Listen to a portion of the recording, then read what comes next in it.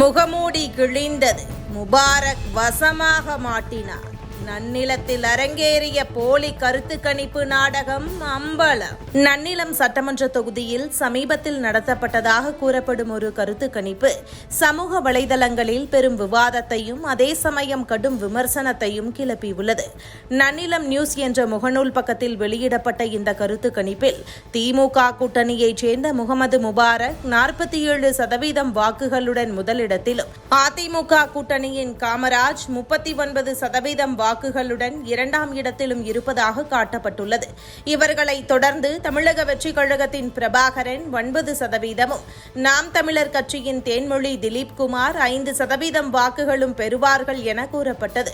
மேலோட்டமாக பார்க்கும்போது இது ஒரு சாதாரண அரசியல் கணிப்பாக தெரிந்தாலும் இந்த புள்ளி விவரங்களின் நம்பகத்தன்மை குறித்து ஆராயும் போது பல அதிர்ச்சிகரமான தகவல்கள் வெளியாகின. இந்த கருத்து கணிப்பை வெளியிட்ட நன்னிலம் நியூஸ் பக்கத்தின் பின்னணியை ஆய்வு செய்த போது அது ஒரு நடுநிலையான ஊடகமாக செயல்படவில்லை என்பது வெளிச்சத்திற்கு வந்திருக்கிறது. அந்த முகநூல் பக்கத்தின் பேஜ் டிரான்ஸ்பரன்சி தகவல்களை சரிபார்த்ததில் அந்த பக்கம் பலமுறை தனது பெயரை மாற்றிக்கொண்டே இருந்ததும் உறுதியாகியுள்ளது.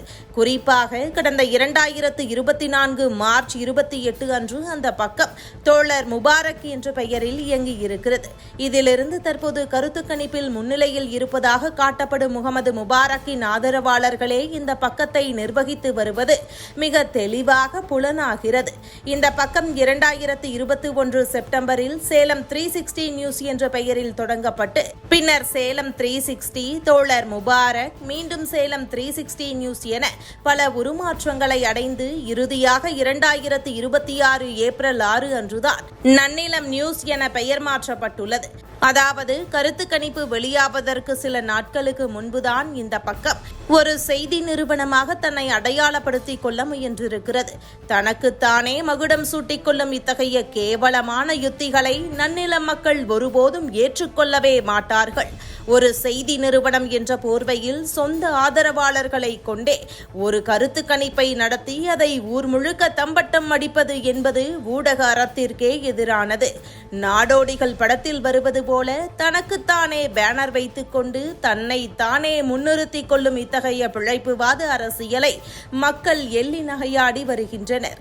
நடுநிலை ஊடகம் என்கின்ற போர்வையில் மக்களை திசை திருப்ப முயலும் இவர்களின் போலி வேடம் கலைந்து விட்டது. இனியாவது இத்தகைய அசிங்கமான அரசியல் கூத்துக்களை நிறுத்துவதே அவர்களுக்கு நல்லது.